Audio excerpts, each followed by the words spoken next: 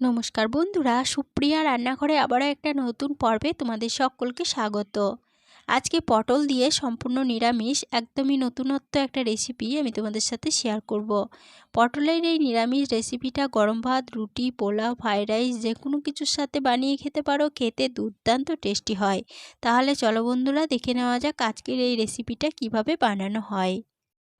পটল দিয়ে রেসিপিটা বানানোর জন্য এখানে 7 পিস পটলের অল্প করে খোসা রেখে পটলের খোসাগুলো ছাড়িয়ে নিলাম। তারপরে দুটো সাইড অল্প করে কেটে নিলাম। এরপরে পটলগুলো জল দিয়ে ভালোভাবে ধুয়ে নিলাম। পটল একটা সাইডে সরিয়ে রেখে দিচ্ছি। এদিকে নিলাম 4টে মিডিয়াম সাইজের আলুগুলোর খোসা আমি আগে থেকেই ছাড়িয়ে রেখে দিয়েছিলাম। এরপরে আলুগুলো কেটে নেব। আলুগুলোকে দেখো ঠিক এইভাবে ছুরির সাহায্যে ডুমো ডুমো করে কেটে নিচ্ছি। তবে আমি যেভাবে ছুরির সাহায্যে কেটে নিচ্ছি তোমরা চাইলে কিন্তু বটি দিয়েও এই আলুগুলো কেটে নিতে পারো। একে একে সমস্ত আলুগুলো কেটে নেওয়া হয়ে গেছে। এরপরে আলুগুলো এখান থেকে তুলে নেব। আলুগুলো তুলে নেওয়ার পরে আলুগুলো আবার একবার জল দিয়ে ভালোভাবে ধুয়ে নিলাম। এরপরে আলু একটা সাইডে সরিয়ে রেখে দিচ্ছি। এরপরে গ্যাসের ওভেনে একটা কড়াই বসিয়ে গ্যাসটা অন করে কড়াইয়ের মধ্যে দিয়ে দিচ্ছি পরিমাণ মতো সরষের তেল। তেলটা ভালোভাবে গরম হয়ে যাওয়ার পরে তেলের মধ্যে দিয়ে দিচ্ছি সামান্য পরিমাণ লবণ। এরপরে এই তেলের মধ্যে পটলগুলো ভেজে নেব। একে একে সমস্ত পটলগুলো তেলের মধ্যে দিয়ে দিচ্ছি। সমস্ত পটলগুলো তেলের মধ্যে দিয়ে দিলাম। এবার মিডিয়াম ফ্লেমে পটলগুলোকে একটু সময় ধরে নেড়েচেড়ে ভালোভাবে ভেজে নেব। মিডিয়াম ফ্লেমে বেশ কিছুক্ষণ সময় ধরে পটলগুলোকে নেড়েচেড়ে ভেজে নিলাম। পটলগুলো দেখো বেশ লালচে করে ভাজা হয়ে গেছে। এবার এই পটলগুলো তেল থেকে তুলে নেব। সমস্ত পটলগুলো তেল থেকে তুলে নেওয়ার পরে ওই পটল ভাজার তেলেই আলুগুলো ভেজে নেব। কেটে রাখা সমস্ত আলুগুলো তেলের মধ্যে দিয়ে দিলাম। এবার মিডিয়াম ফ্লেমে আলুগুলোকে একটু সময় ধরে নেড়েচেড়ে ভেজে নেব। আলুগুলোকে একটু নেড়ে ভেজে নেওয়ার পরে আলুর মধ্যে একটা ঢাকা দিয়ে দিচ্ছি। ঢাকা দিয়ে আলুগুলো ভাজা হতে দেব। আলুগুলো ভাজা হতে থাক, সেই ফাঁকে মশলা রেডি করে নেব। তার জন্য এখানে একটা মিক্সিং জার নিয়েছি। এবার এই মিক্সিং জারের মধ্যে দিয়ে দিচ্ছি একটা মিডিয়াম সাইজের টমেটো। এরপরে দিয়ে দিচ্ছি কয়েক টুকরো আদা, দিয়ে দেব দুটো কাঁচা লঙ্কা। এখানে কাঁচা লঙ্কা ঝালটা তোমরা যেমন ঝাল খাবে সেরকম অনুযায়ী কম বেশি করে নিতে পারো। 1 চামচ জিরে গুঁড়ো দিয়ে দিলাম। এরপরে সামান্য পরিমাণ জল দিয়ে মিক্সিং জারে ঢাকনা বন্ধ করে সমস্ত উপকরণ ভালোভাবে বেটে নিলাম। এবার এই বেটে নেওয়া মিশ্রণ একটা সাইডে সরিয়ে রেখে দিচ্ছি। আরও একটা উপকরণ রেডি করে নেব। তার জন্য একটা ছোট মিক্সিং জারের মধ্যে দিয়ে দিচ্ছি কয়েক টুকরো নারকেল। এরপরে মিক্সিং জারে ঢাকনা বন্ধ করে প্রথমে নারকেলটা একবার বেটে নিলাম। এরপরে এই নারকেল বাটার মধ্যে দিয়ে দেব টক দই।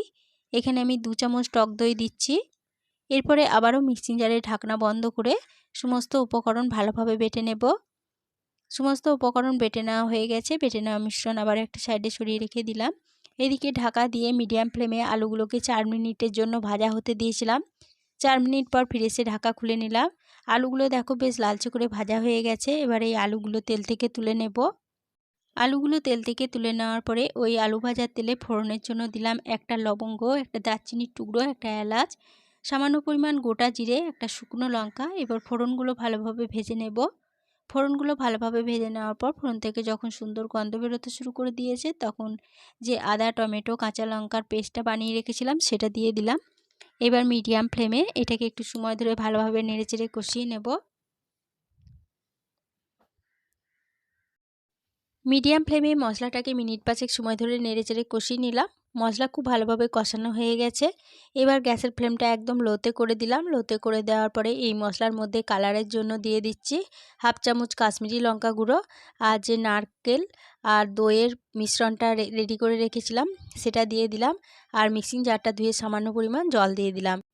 এবার লো টু মিডিয়াম ফ্লেমে নারকেল ও দইটাকে একটু সময় ধরে নেড়েচেড়ে কষিয়ে নেব। লো টু মিডিয়াম ফ্লেমে নারকেল ও দইটাকে 2 মিনিট মতো নেড়ে কষিয়ে নিলাম। এরপরে এই মশলার মধ্যে দিয়ে দেব ভেজে তুলে রাখা আলু ও পটলগুলো। আলু পটলগুলো দিয়ে দেওয়ার পরে মশলার সাথে একটু নেড়ে কষিয়ে নিচ্ছি। আলু পটলগুলো মশলার সাথে একটু নেড়ে কষিয়ে নিলাম। এরপরে এর মধ্যে দিয়ে দেব পরিমাণ মতো জল। এখানে আমি 1 বাটি পরিমাণ গরম জল দিয়ে দিচ্ছি। তবে তোমরা যেরকম গ্রেভি রাখতে চাও সেরকম অনুযায়ী জলের পরিমাণ বাড়িয়ে বা কমিয়ে নিতে পারো। এরপরে দিয়ে দিচ্ছি স্বাদ মতো লবণ আর দিয়ে দেব 1 চামচ চিনি। এবার সমস্ত উপকরণ ভালোভাবে নেড়েচেড়ে মিশিয়ে নিচ্ছি। জলের সাথে সমস্ত উপকরণ ভালোভাবে নেড়েচেড়ে মিশিয়ে নিলাম। এরপরে এই তরকারির মধ্যে একটা ঢাকা দিয়ে দিচ্ছি। ঢাকা দিয়ে মিডিয়াম ফ্লেমে তরকারিটা একটু সময় ধরে রান্না করে নেব। ঢাকা দিয়ে তরকারিটা 5 মিনিট রান্না হতে দিয়েছিলাম। 5 মিনিট পর ফিরে এসে ঢাকাটা খুলে নিলাম।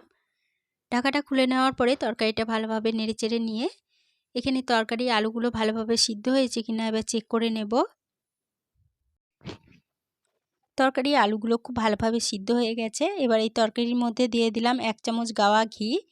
ঘিটা তরকারির সাথে খুব ভালোভাবে নেড়েচেড়ে মিশিয়ে নিয়ে গ্যাসের ফ্লেমটা বন্ধ করে দিয়ে তরকারিটা ঢাকা দিয়ে আরও 5 মিনিটের জন্য স্ট্যান্ডিং টাইমে রেখে দিয়েছিলাম। 5 মিনিট পর ফিরে এসে ঢাকা খুলে নিলাম।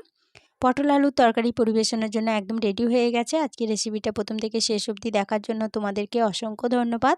রেসিপিটা ভালো লেগে থাকলে প্লিজ লাইক কমেন্ট ও সকলের সাথে শেয়ার করে দিতে ভুলো না। নতুন বন্ধু হয়ে থাকলে চ্যানেলটা সাবস্ক্রাইব করে পাশে থেকো। আজকের রেসিপিটা এই পর্যন্তই ছিল। ফিরে আসবো আবার নতুন কোনো রেসিপি নিয়ে।